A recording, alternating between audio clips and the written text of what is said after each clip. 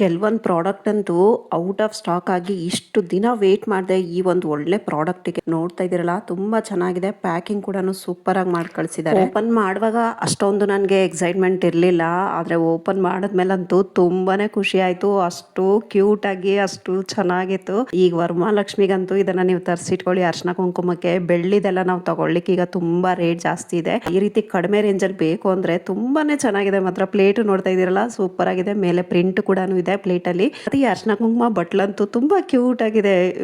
ನೋಡ್ತಾ ಇದ್ರೇನೆ ತುಂಬಾ ಇಷ್ಟ ಆಯ್ತು. ತುಂಬಾ ಅದ್ರ ಮೇಲೂ ಕೂಡ ಪ್ರಿಂಟ್ಸ್ ಇದಾವೆ. ತುಂಬಾನೇ ಚೆನ್ನಾಗಿದೆ. ಈಗ ವರಮಹಾಲಕ್ಷ್ಮಿಗೆ ತರಿಸಿಟ್ಕೊಳ್ಳಿ, ತುಂಬಾನೇ ಚೆನ್ನಾಗಿದೆ. ಔಟ್ ಆಫ್ ಸ್ಟಾಕ್ ಆಗಕ್ ಮುಂಚೆ ಹೋಗಿ ಬೈ ಮಾಡ್ಕೊಂಬಿಡಿ.